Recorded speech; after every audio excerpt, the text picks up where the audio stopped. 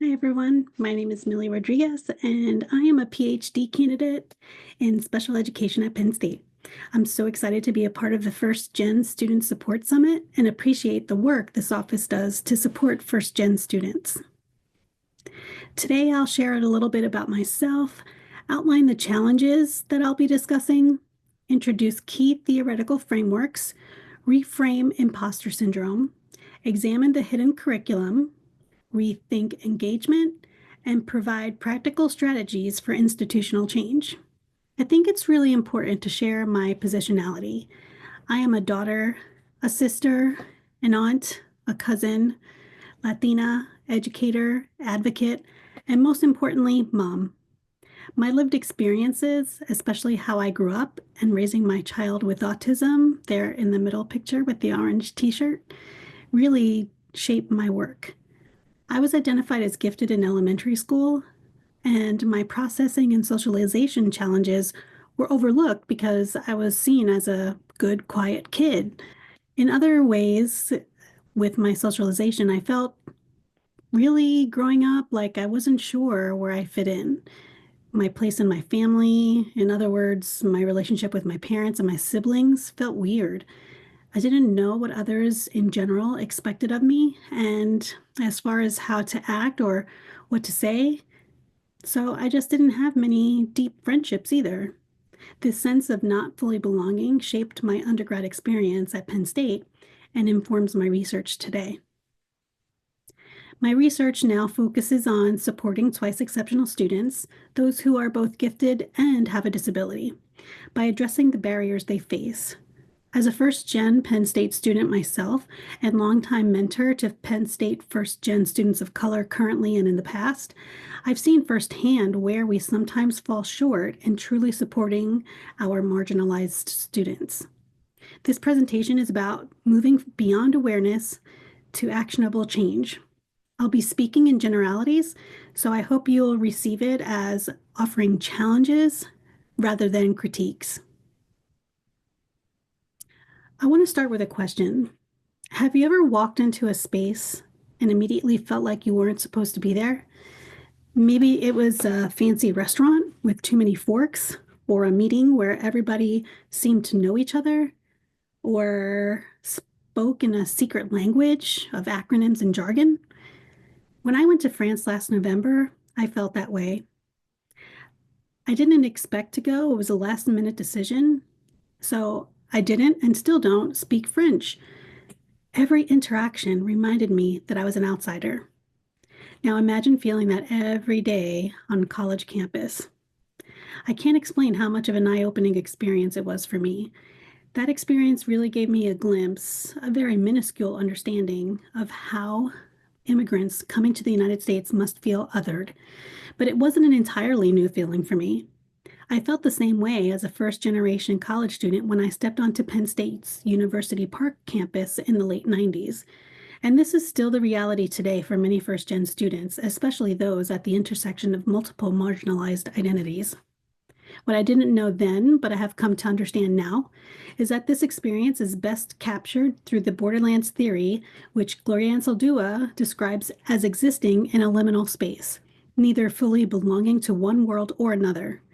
First-gen students, especially those of color and those with disabilities, are constantly straddling identities. Academia expects them to assimilate instead of adapting to their needs. So the challenge is looking at first-gen engagement through an equity lens. First-gen students are not a monolith. Their experiences are shaped by race, disability, gender, language, and socioeconomic status.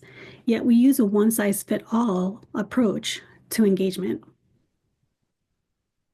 If we really want to rethink first-gen engagement, we need to stop putting the burden on the student to figure it out. These frameworks help us flip the script. Borderlands theory shows how first-gen students constantly move between worlds. Discrit, or disability critical race theory, calls out how race and ability shape who gets access to support. And Finney's model of ethnic identity reminds us that identity development is central to belonging. When we use these together, we stop asking how students can adapt and start asking how institutions can change. First-gen students cannot resolve these barriers by personal resilience alone.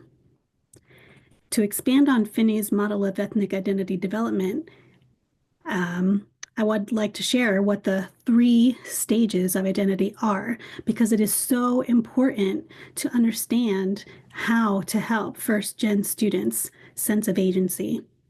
The model outlines 3 stages: unexamined identity, which is also called diffusion, where students may not have thought deeply about their ethnic identity or how it shapes their experience in college prior to arriving at college. Once at college, they enter stage 2, which is exploration or moratorium. They begin actively engaging with their identity, questioning how they fit in different social and institutional contexts. And then finally, the 3rd stage, commitment. Students develop a strong sense of identity and integrate it into their personal and academic lives. For first-gen students of color at a PWI like Penn State, identity exploration is deeply tied to navigating an academic environment where their backgrounds and experiences are underrepresented. PWIs can unintentionally reinforce feelings of isolation, making institutional support critical to ensure students do not feel invisible or feel that they have to assimilate. So how do we support this process? We make identity exploration part of the first-year experience. We provide opportunities for leadership and research, and we connect students to mentors who share their backgrounds. Higher education was designed for the privileged. Despite progress, many structures and systems still operate in ways that disadvantage first-gen students. Borderlands theory highlights the struggle of navigating multiple cultural expectations. The hidden curriculum, as we know, unspoken academic expectations, forces them to leave parts of themselves behind just to belong. Discrit shows us how disabled first-gen students face additional barriers, from inaccessible accommodations to faculty untrained in disability inclusion. Institutions have increased their awareness of challenges facing first-gen students. However, translating that knowledge into tangible, high-impact engagement practices remains a critical gap. Examples of change that can happen: first-gen students often don't know what prerequisites, credit hours, or degree audits mean, so maybe we can start there. Faculty and advisors assume students understand jargon and don't explain what those words mean. Explaining that office hours are not for punishment or students who are in trouble, but for support. And sometimes students will not ask for their accommodations because they've been conditioned to figure it out alone. Networking is also something that is highly emphasized, but students don't know what that looks like in practice or how to start. First-gen students lack access to informal institutional knowledge that their wealthier peers take for granted. We call it imposter syndrome, but what if it isn't about self-doubt? What if it's institutions failing to create belonging?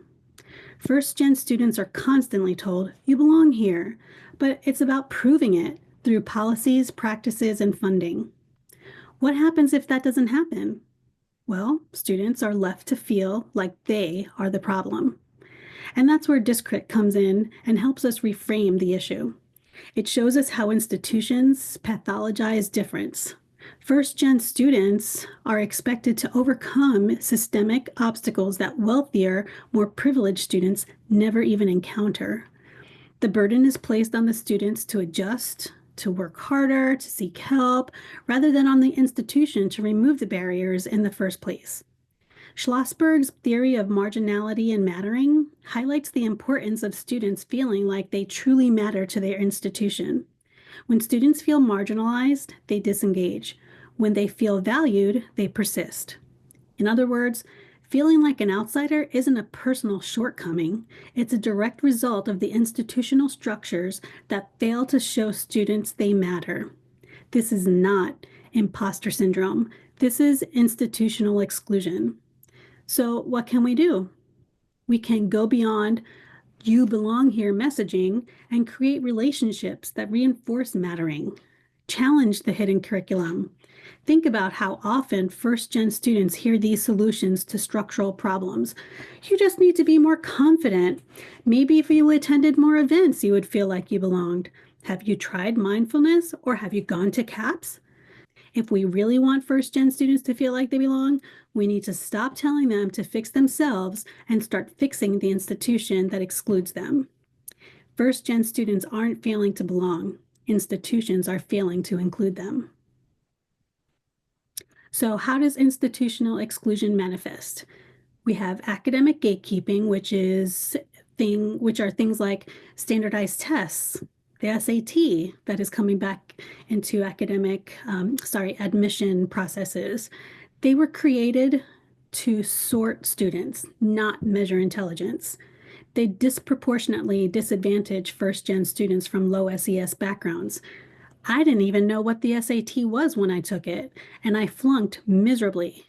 Thankfully, Penn State gave me a chance, and look at me now, on my way to get my PhD.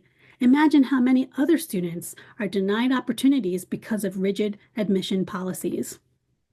Rigor as a weapon. Who benefits from weed out courses in STEM? Are those classes about ensuring mastery, or are they about filtering out students who lack generational academic privilege? First-year students at Penn State in general often report not being ready for the rigor or pace of college courses. Imagine how first-gen low-income students are feeling in those classes. They are striving for big degrees to create generational wealth, and they can't pass the weed out class. Penn State Learning is a great support, as is the Academic Excellence Center in engineering, but it's not enough. Every year, Penn State admits more and more first-year students without increasing academic support.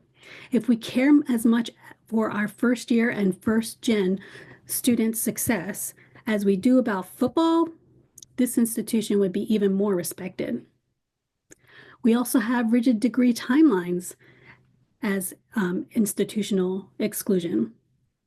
The expectation that students must graduate in 4 years is outdated and harmful, especially when many first-gen students are often balancing jobs and other responsibilities. At the same time, they can't afford another year at Penn State. Can we normalize encouraging FGLI students to take classes in the summer at their local community colleges or take classes at Penn State World Campus? And finally, cultural and social capital. First-gen students experience disparities in navigating campus culture and social capital. Dr. Yoso is a researcher who in 2005 developed a model of cultural wealth that is now accepted as critical race theory, where students of color have different kinds of capital, like resilience, multilingualism, social responsibility, loyalty, but those are not always the strengths that are valued the most in higher education. What is valued is who you know, which one of your parents' friends is getting you a paid internship for the summer, which fraternity or sorority are you going to pledge because you're a legacy student. And when they do gain an interest in Greek life, let's say, oftentimes finances are a barrier, again, because they cannot afford the dues. These are the stories to keep in mind when engaging first-gen students. So who gets to belong? We need to rethink engagement. A student's sense of belonging is tied to agency, mattering, and locus of control. If belonging is our goal, how do we first create a sense of agency, mattering, and control? I know many passionate administrators and directors at Penn State who work very hard to create engagement opportunities for all students and who have created many welcoming spaces on campus. However, planning engagement opportunities is more than logistics. It is intentionally asking how to be inclusive. Just having first-gen students in the room isn't enough. We have to make sure they are valued, included, and centered in institutional spaces. Are our engagement efforts forcing students to assimilate, or are they creating space for multiple ways of being? This challenges us to consider, are our engagement strategies reinforcing ableist and racist norms? Who is being invited to leadership roles and who is being implicitly left out? Who gets access to academic resources, accommodations, and social capital? Are first-gen students with disabilities expected to only attend events by SDR, or are we designing inclusive, barrier-free engagement opportunities from the start? Who is allowed to take up space? Are we making room for all first-gen students or just those who fit a particular mold? Who gets to be heard? Where is engagement happening? Are events held in spaces where first-gen students feel comfortable gathering? Do all spaces feel welcoming to all students? I and some of my mentees have reported walking into spaces that are meant for us and not feeling welcome. So we need to be very intentional about that. Are first-gen students required to have free time or disposable income or prior social capital to participate in the engagement opportunities? In what ways are we engaging students to feel agency, to feel that they matter, to feel that they aren't just a student, but that they have some control in their education, that they are truly part of who we are? Are we valuing what first-gen students bring? Instead of positioning engagement as something that fixes or helps first-gen students, what if we valued their existing knowledge and experience? What would that look like, centering first-gen students as co-creators of engagement initiatives? It looks like letting them design programs, not just attending them, having them lead discussions about what institutional change could look like, shifting from mentorship models that are hierarchical to those that are mutually beneficial. There's so much that seems impossible, but let's reframe engagement from bringing first gen into our existing programs to how can we have first gen students inform our programming. Here's where I whip out my magic wand and share what I wish Penn State would do to help our first gen students of color really have a sense of belonging. One thing that helped me when I was a student was the awareness months every month. They were promoted very visibly on campus. Every month, there would be a banner hanging from Osmond Lab announcing the Awareness Month, and students knew to look for events on campus related to that Awareness Month.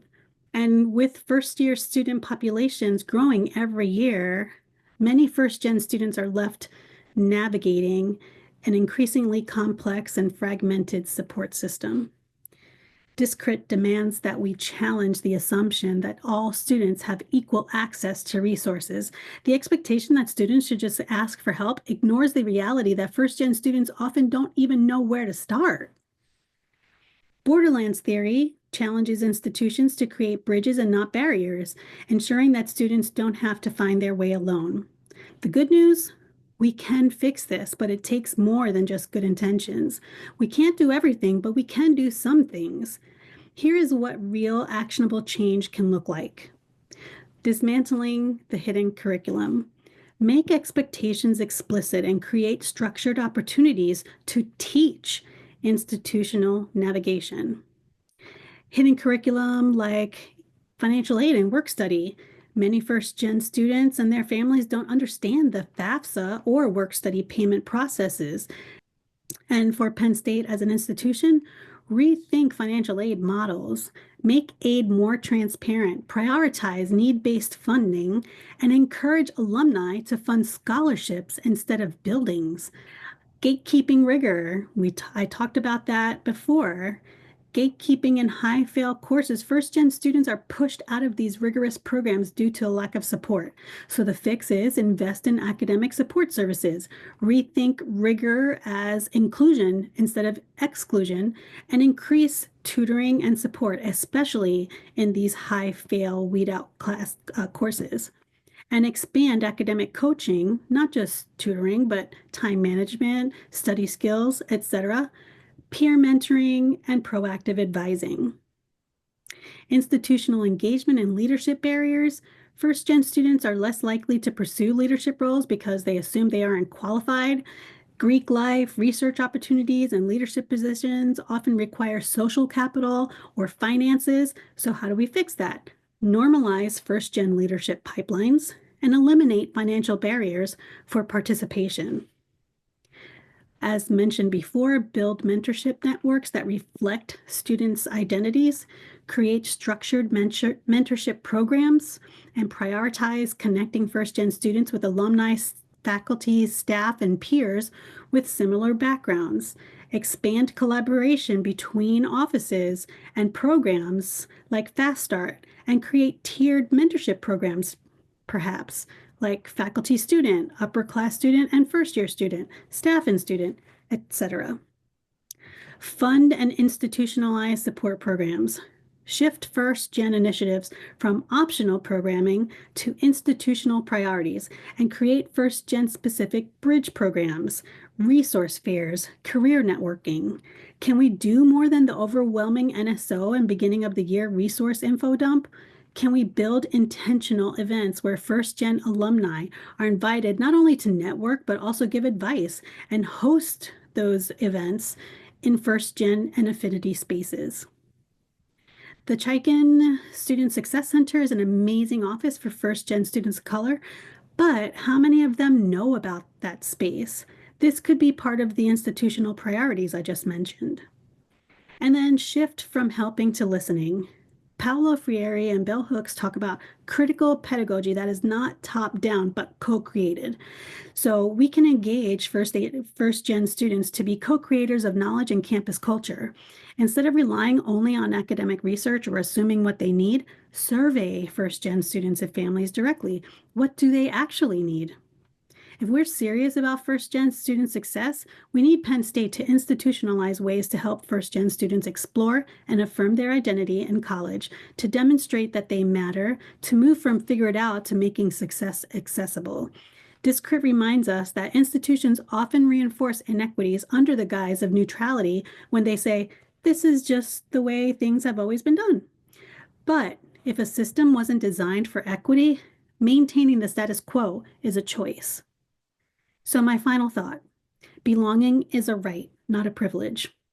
At the end of the day, supporting first-gen students isn't about charity. It's about justice and accountability. We need engagement efforts that are not just inclusive in theory, but sustainable and transformative in practice. We say they are welcome in our offices, in Greek life, at Thon, but what does that welcome look like? What does your advertising look and sound like? What does your website look and sound like? Are your presentations inclusive? So here's my challenge to you.